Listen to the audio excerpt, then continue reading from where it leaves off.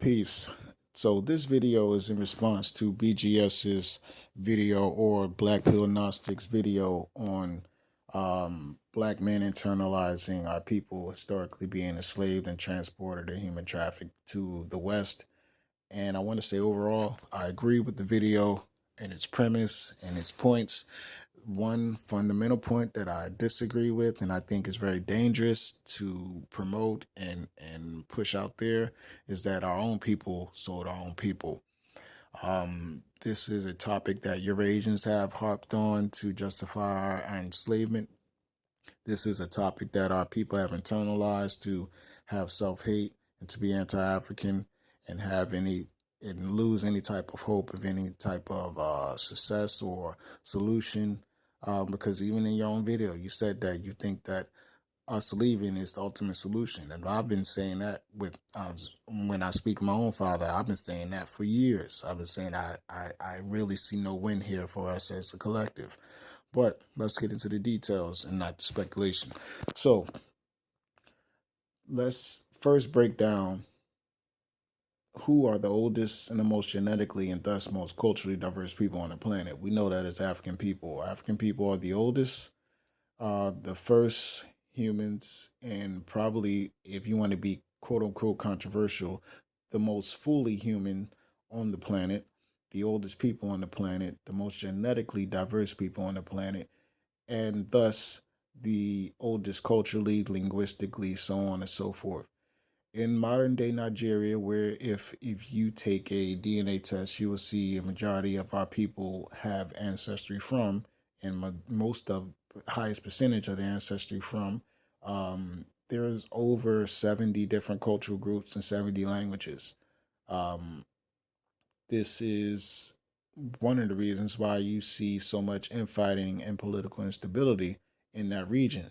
And even it's a lot of times it's split up between the South and the North, which is also goes into religious indoctrination, which did not originally come from our people, but that's a whole nother video.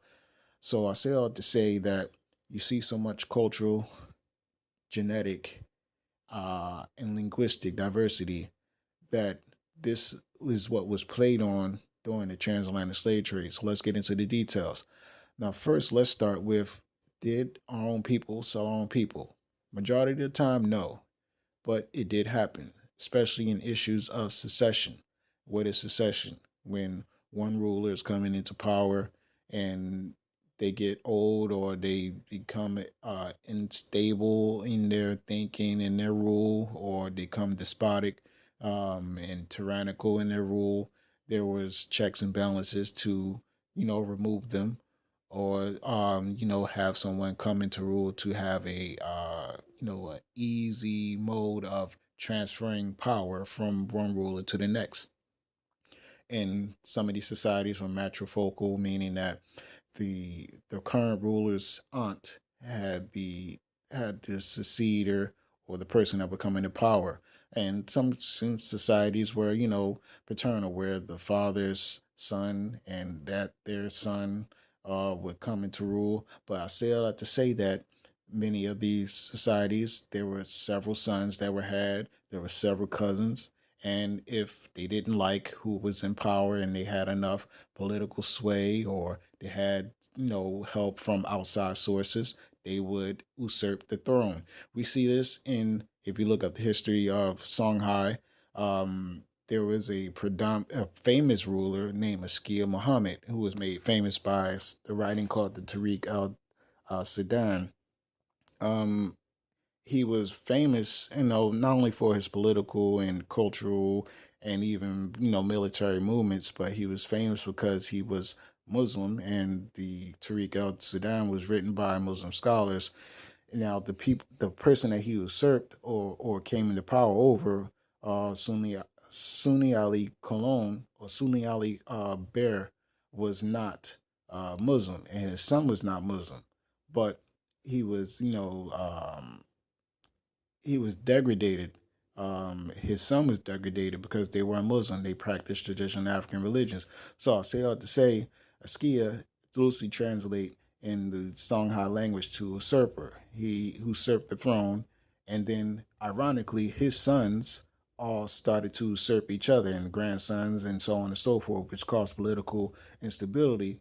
And eventually, that empire was dissolved by a collaboration between the Moroccans, British, with mercenaries and arms, Spanish, and Portuguese, and destroyed the Songhai Empire. Why am I getting to the details? And not too many details, but the reason why I'm getting to that is because they had a political document which justified the enslavement of non-Muslims. Now, where were these non-Muslims? Predominantly, non-Muslims were to the south of the Songhai Empire. And if you look up a map of the Songhai Empire, it was in the what is modern day Burkina Faso, Mali, Mauritania, Niger, northern Nigeria, so on and so forth. Current day Senegal, Gambia region. So areas to the south, to the coast of that were not Muslim. So these people were targeted for enslavement. They were, transported across the Atlantic, I mean, not Atlantic, but the Sahara or the desert, to Muslim, predominantly Muslim empires, and even some into Spain to be enslaved. This is how we get the transatlantic, trans-Saharan slave trade. So when that empire dissolved, what happened? These people that were in the empire, even if they weren't Muslim, started going to the areas that were targeted for enslavement. So when Europeans started coming along the coast, which if you look up the history, they settled in areas that are modern day Senegal, Gambia, and uh, Congo and Angola and modern day Ghana. The oldest being Elmina or the mine, which was a slave dungeon. Originally, was created as a fortress for gold.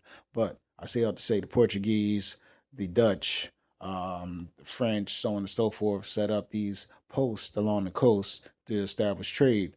And first they traded gold, then they started trading humans. Then these people that were traded predominantly did not come from those coastal areas. They came from the inlands or the hinterlands, and a lot of times they were Muslim. You can even collaborate or corroborate this with our DNA tests. And if you take a DNA test, a lot of times you'll see DNA, the oldest or the most smallest portions of African DNA come from the innerlands. Why? Because these people were taken first. So these are the oldest African ancestors that were taken.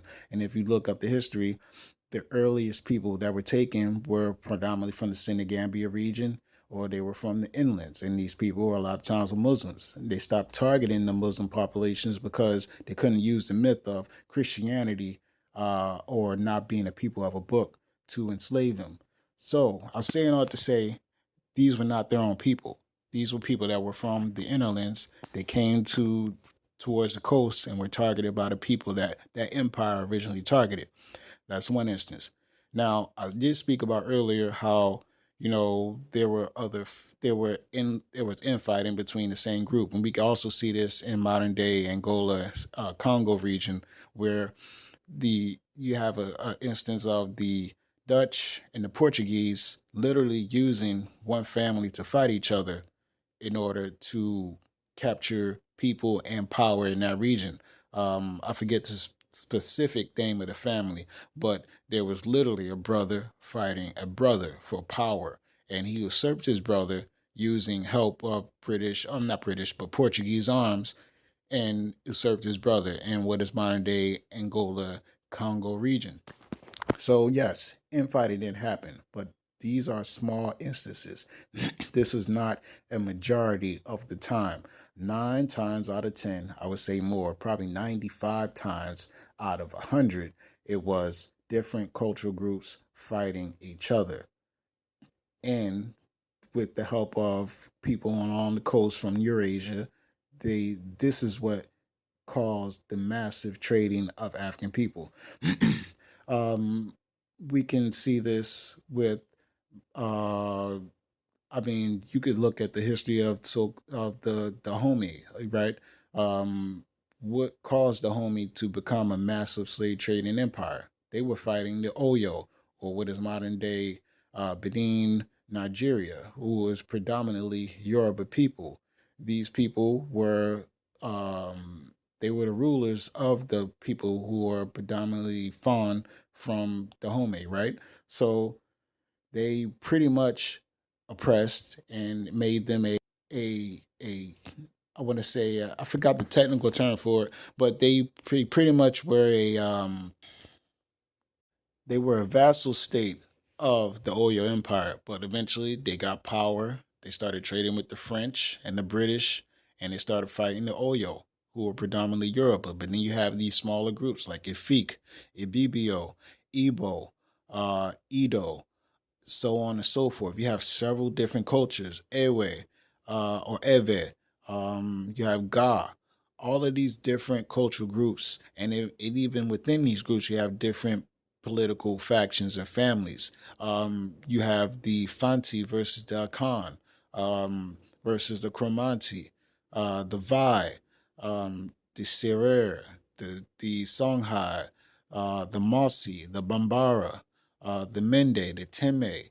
I'm just running off names of groups, but you start to see that these are several different cultural groups. There's not just one big black African group. Like, so to sit here and say that our own people, so our own people is culturally, politically, historically inaccurate, is incorrect.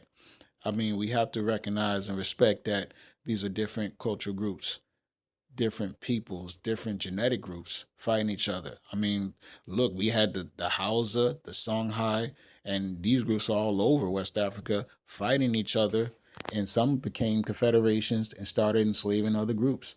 The Igbo, which the majority of our people come from or have ancestry from, is stated that 1 in 6 of African Americans' ancestry is Igbo. Now, I say that to say there was something called the Aro Confederation, which was different Igbo families creating a consolidation and empire, starting to enslave different groups. So they started targeting different peoples to the west, to the east, and to the north of them. But ironically, the Igbo became the most targeted, especially towards the tail end of the slave trade, who were along the coast, just like the Ga, just like the Ewe, just like the Akan, and so on and so forth. Why? Because they were fighting different groups. They were all fighting each other. Some for military arms, some for things as trivial as umbrellas and mirrors. But it's not our own people fighting our own people. These are several different cultural groups fighting each other. Some for survival, some for greed. But we can't sit here and say that our own people sold our own people. Now, ironically, and this is why it always baffles me when someone's anti Pan African. We are literally a amalgamation and consolidation of all the people on the continent that were fighting each other. So, I mean, in some ironic twist of fate, we became consolidated when we were infighting on the continent. We still see some cultural rifts and conflicts even today if you pay attention to the continent. That's what makes the confederation between Burkina Faso, Mali, and Niger so strong and powerful, which is ironically where the old Songhai Empire was located, and even Mali and Ghana empires were located. Is that you have the economic, you know, center of the world at that, well, prior to Songhai at the time, it's consolidating again, and this is where the old uh, intellectual and economic trade center of the world was. So I say all that to say that we are consolidation of all the people that were fighting each other on the continent. We are not literally from one, mythical group of people that were infighting. No, we come from several different cultures and several different factions. I mean, why are we acting like, we can't understand genetic and cultural diversity? We can see it, we can recognize Scottish versus British versus Irish, right? Versus French versus German versus Swiss versus Belgian, Austrian, so on and so forth. But we can't recognize the cultural diversity and richness of African people. So that's all. That's just, my input. But let me know what y'all think, and I'll see y'all on the next one. Peace.